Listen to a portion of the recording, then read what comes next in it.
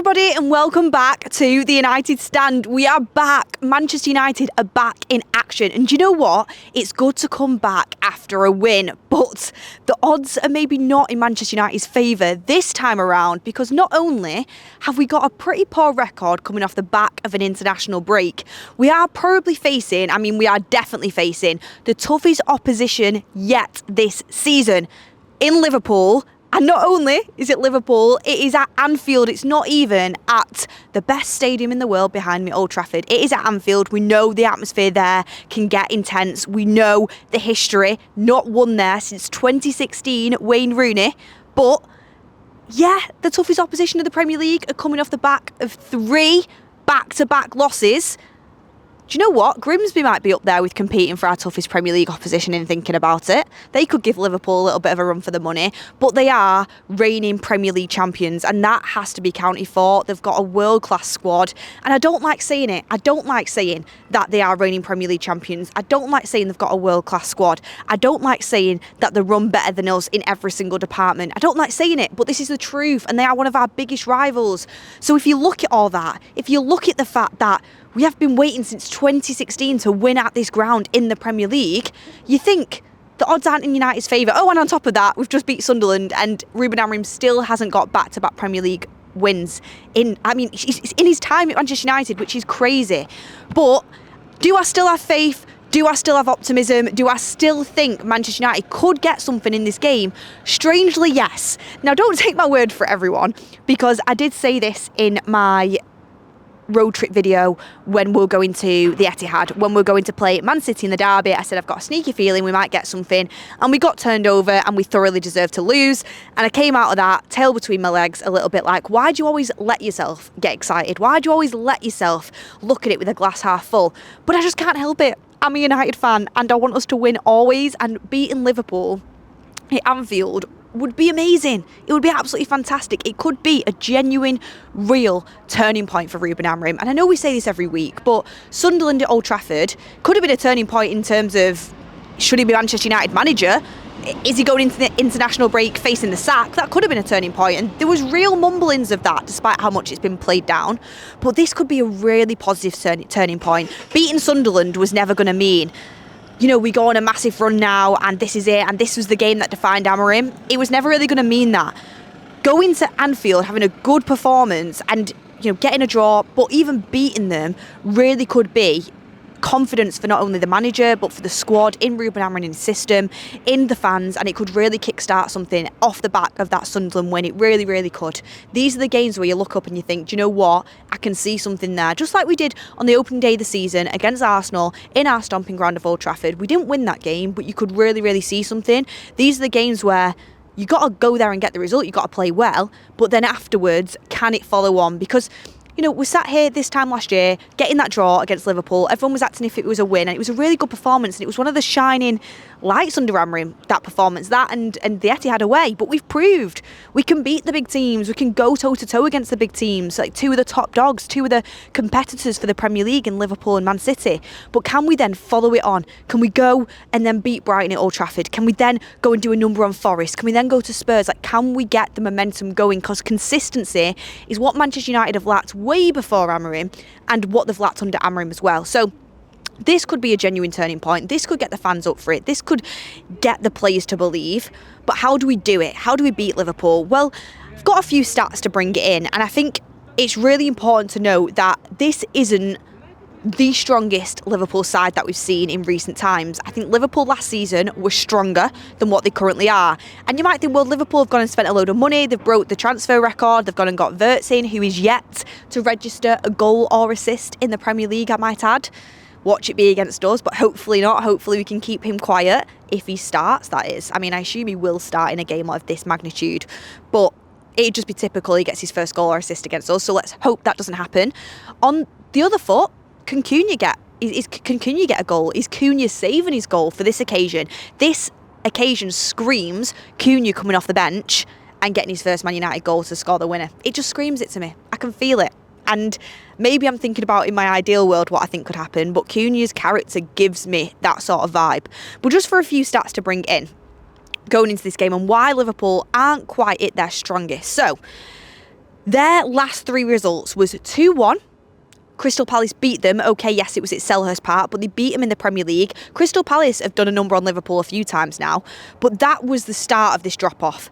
After that, Galatasaray in the Champions League. Yes, okay, it was away again. They were over in Turkey, but they beat them 1-0. And then another away game at Stamford Bridge. Chelsea beat them 2-1, and deservedly so. It was quite a close game, but I thought Chelsea did deserve that. I think they edged the game. I think they deserved to win. What I would say is this is at Anfield, and we know the track record that Liverpool have there, and it's just as much as I think Old Trafford is the best stadium in the Premier League, and for me the best atmosphere, it is a tough place to go. It's notoriously a tough place to go. So it is different. If it was Old Trafford, I'd really think we had a chance. Going into Anfield, they're going to look to bounce back. The fans are going to be massively up for it. The players, these are players with winning mentalities that are used to winning. We are not. So they're going to know what it takes. So it's going to be hard to walk into that environment. But I've watched the other Liverpool games this season where they have won. I've watched every single Liverpool game. They are not the strongest side. They have got weaknesses, and at the moment I wouldn't say they're nailed on Premier League winners at all. You know, they've got weaknesses that Manchester United can attack. I think Mbumo down that right hand side against whatever left back they play, whether that's Kirkes or Robertson, can do a really good job. I've not been impressed with either of them so far at the start of the Premier League. On the left hand side, if Mason Mount starts and Dorgu's on form, if he starts, then I think we can get at Frimpong, whether he plays, or it is the likes of, you know, a Slobosly filling in there, or Conor Bradley, whoever they go with. I know they've alternated that right back quite a lot. But I think down the wings, United really can get at Liverpool. And then you've got a big striker in the box in Benjamin Sesko, who I think genuinely can cause problems. We don't know if Kanate is going to be fully back fit yet.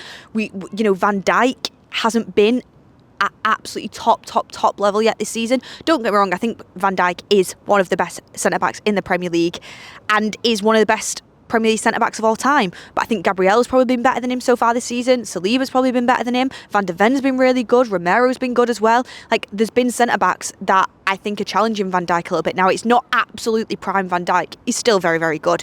Where I am concerned about Manchester United is the midfield.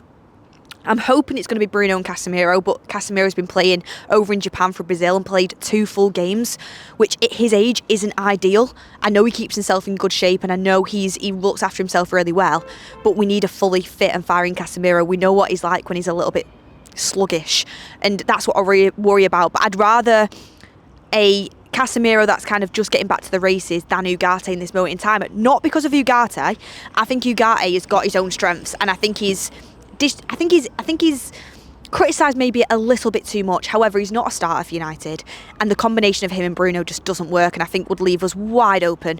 Their midfield is class. Slobosly's brilliant. Gravenberch, for me, has probably been one of the best deep-line midfielders in Europe for quite a while now. Caicedo probably edges him a little bit, but been so good. McAllister, I think, goes under the radar for being a top quality player. There's a reason that Scholes named him as one of the best midfielders in the world. I think he's great. So that's where I think we'll be up against it. But if Mbumo and Mount drop in the way they were doing against Sunderland, which I assume Ruben Amorim will set us up in the same sort of way, a little bit more disciplined, not going full pelt on the press like we did in the derby, which cost us and left us wide open and left gaps there for City to exploit. I think Mbumo and Mount will be dropping into the midfield. I do think that will be happening. I think Sesko, a lot of the time, will probably be pressing on his own, and when he is pressing, he'll be pressing the number 6. I watch Sesko, and I bet you he's always on Gravenberch rather than maybe going fully forward at the centre-backs, because I think that's what helped us close down the space a lot in that game. What helped us close down the space was the likes of Mbumo dropping in, was the likes of Mason Mount dropping in. So I think that's going to be really important for Ruben Amorim, how he sets up this team, who he picks. I've already said I would be going with Mason Mount on that left-sided 10 spot. I know not everyone agrees. I know that Cunha is a shiny new toy, and don't get me wrong, I think Cunha is a fantastic player that will flourish for Manchester United, will take that number 10 shirt in his stride. But Amorim needs points now, and he needs to win now, and he needs the best possible team on the pitch. If I ask you directly who has played better for Manchester United in a Manchester United shirt since the start of the season to now, has it been Mason Mount or has it been Cunha? It would be Mason Mount. Every time he's played, Man United have played better, and he's just come off the back of a really good performance against Sunderland. for me, he's got to play, but that just tees Cunha up even more. He's been over in Japan playing for Brazil. Mason Mount's fit and fresh. Cunha off the bench could be a real danger in this game. So you've got to use your squad. Like, we are going to need a squad in games like this. You are going to need your squad in terms of substitutes, in terms of rotations. So you're absolutely going to be, if you're Amorim at Anfield on Sunday, you're absolutely going to be looking to your bench thinking, Mainu, Cunha, you know, even Xerxes potentially. Come on, let's do it. Let's go out there. Harry Maguire. I don't think Harry Maguire will start, but I think him coming off the bench could be lethal in this sort of game if you stay in it. And in order to stay in it, Amorim has got to set up in a way that, yeah, you want to have some possession. You don't want to just park the bus, but you've got to be disciplined going into Anfield. You've got to. If we go all out pressing, I think we'll get cut open. If we set up the way that we did against Sunderland, I think we've got a real chance. Last but not least, a few other things that I'd bring into the equation just to kind of leave you with is Mbeumo has made 173 off-the-ball runs in the Premier League, more than any other player. I'd be absolutely looking for Sesko, and with that Mbeumo running behind down that right-hand side with Ahmad linking up with him, I think down that left side for Liverpool, we can exploit. And again, please play Ahmad as a wing-back. I know, get in the comments, would you play Ahmad as a wing-back? I would. I think he's our best wing-back. I think we've got to go down and attack that weak spot for Liverpool. Okay, yeah, they've got players coming at us, but pin them back as well. Play your best players. And Ahmad has got to play for me. If Ahmad's on the bench and he goes with like Dallo and Dog, I'll be gutted. I'll be gutted. I think I would be going Ahmad in this game, but let me know what you think. And then also, winless in 8 Premier League away games, Manchester United. Winless in 8 away games, 2 draws, 6 losses. It's time for that to change. It's hard against Anfield. It's hard against Liverpool at Anfield, but can Amorim do it? How poetic would it be to get his back-to-back win record broken against Liverpool at one of the toughest places to go and win? I think it'd be very, very poetic. But let me know your thoughts. I'm going to go with a 2-2 draw on this one. Can't quite push for the win. It'd be absolutely silly of me, but I don't have it in me to go with a loss. My head says you might get beat 2-1. My heart says 2-2, maybe even nick it. But I'll go with a 2-2 draw. Get in the comments what you would go for, what you're thinking. Smash a like on the video if you've not already. Join us for all the matchday content here on the United Stand. And the last thing to say is, come on, United.